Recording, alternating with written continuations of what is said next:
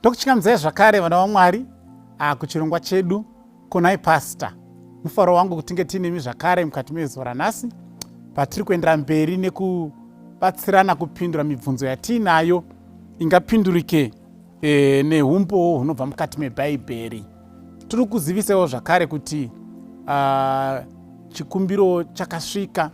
Kune vamwe vedu vakati konai pastor, hamugoniwo here kutipa chirongwa ichi zvakare chiri mururimi rwechirungu?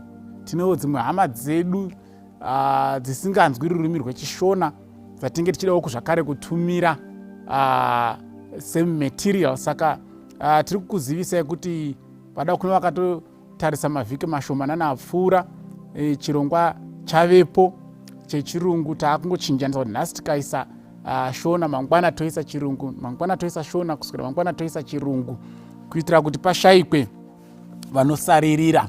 Nhasi uno tiri kupindura mubvunzo wakabvunzwa. Toda kudai kuti kaa kechipiri kana kechitatu ndichaadresa a similar question. Of course iri nguya nemaangles akasiyana, but I want to believe kuti the question still, the root of the question is still the same.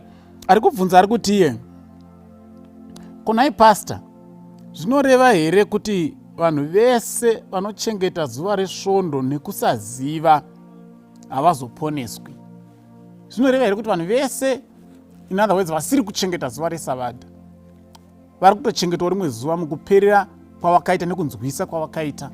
They are sincere, they are honest, they are confident, they are convinced kuti zuva ravari kuchengeta ndiro rakanzi naMwari vachengete. Kureva kuti vanhu vese vava vacharaswa here, havazoponeswi here?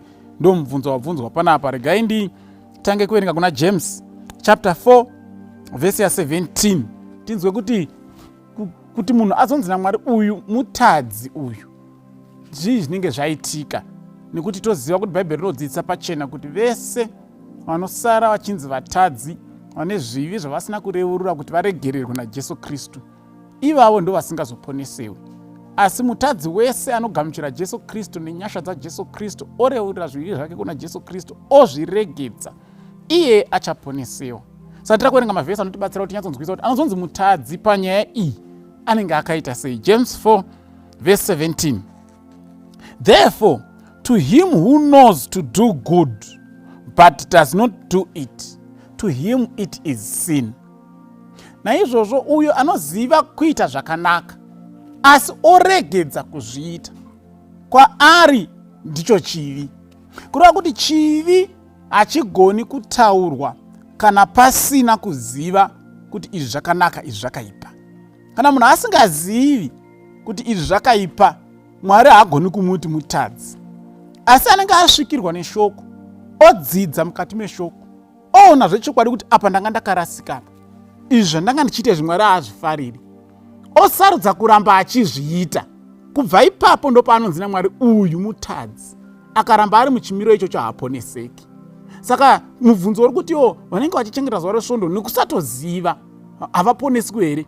Kureva kuti kana vasingatozivi, hatingavaisi mugrupu vanonzi havaponesewi, hazviiti, because havazivi. James ari kuti anoziva kuita zvakanaka, oregedza kuzviita, iyeye ndiye asingazoponeseki. Mukaenda kuna vaRoma chapter 7 verse ya 7. vaRoma chapter 7 verse ya 7. What shall we say then? Is the law sin? Certainly not. On the contrary, I would not have known sin except through the law. For I would not have known covetousness unless the law had said, you shall not covet or covet. Saka murayiro wakashata here? No, unomboshata. In fact, ndikadai ndisina kuziva kuti ichi chivi, dai usiri murayiro wakatondidzidzisa. Ndikadai ndisina kuziva kuti handifaniri kuchiva, dai murayiro usina kuti usachiva. Kureva kuti kana munhu asingazivi kuti murayiro unoti kudii, hapana chivi.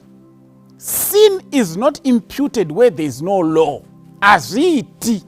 Ndokusaka ndichigara ndichitsimbidzira nyaya yokuti kana tichinzwisisa kuti we need God's grace, zvazvinoreva ndezvekuti ta-acknowledge nekubvuma kuti tiri vatadzi.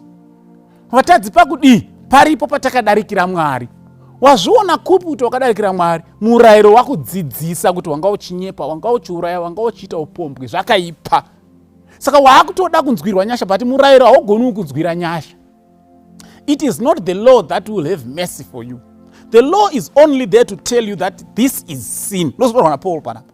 Saka anochengeta zuva resvondo asingazivi, mutemo wacho haasati auverenga, haaverengwi kunzi mutadzi, asi akaziva sezvavakutoita iwe neni tiri kutoteerera panapa.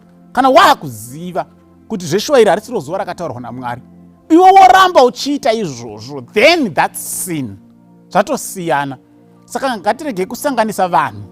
Kune vanoziva asi voita havo nharo kandi votenda kudzidziswa nhema kunzi hazvina nebasa, izvo ndezvemajudha or whatever maarguments akawanda ndonzwa pama-TV nepama-social media achiitwa nevanhu.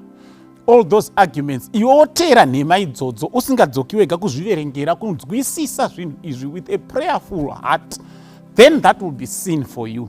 Saka vari sincere and honest, vari kutogamuchira kuti ndo chokwadi chavainacho, vari parutivi, vakanzwa chokwadi ichi but vakasarudza kuteera nhema, then that's sin. Ndotoona Paul, ndikadai ndisina kuziva kuti izvi zvakashata, dai usiri murayiro wakandiudza kuti zvakashata.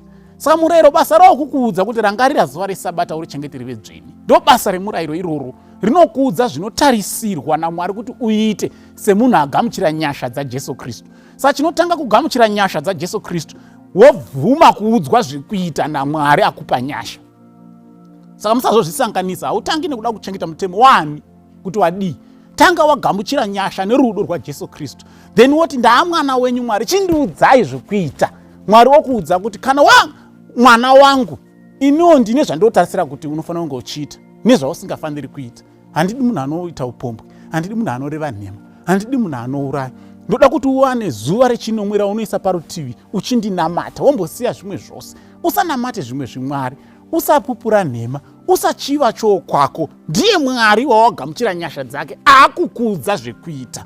Mwari haana basa nezvidhakwa asati zvagamuchira nyasha. That's why asingazviteereri kunoti siya izvi kuti munofanira kunge muchidai. Agamuchira nyasha dzaJesu Kristu, ndiye abvumazve kuudzwa zvekuita naJesu Kristu. Saka kana wagamuchira nyasha dzaJesu Kristu, waakubvuma kuti ndinoteerera Mwari, anondipa simba rekuita zvaanoda. Saka vasati vanzwa chokwadi ichi, chimbosiyai vakadaro, asi ndodaira kuti chasvika nekukasika. Ndokusaka tiri kuzama mazuva ose kutsanangura zvinhu izvi, because vhangeri rinoisa pachena kuti shoko iri richaparidzwa kumarudzi ose sechapupu kuguma kwozosvika. Saka zvinotori muurongwa hwaMwari kuti munhu wese asvikirwe nechokwadi ichi. Tese tomeka madecisions consciously, tichinyatsoziva kuti ini ndikuda hangu kuenda neuku kana kuti ndoda kuenda neuku.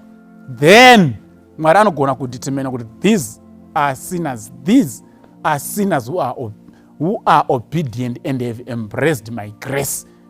Therefore they can be saved. Saka ndokuzosiyana kuchaitika. Ndodaira kuti tabatsirikana. Mwari atikomborere. Amen.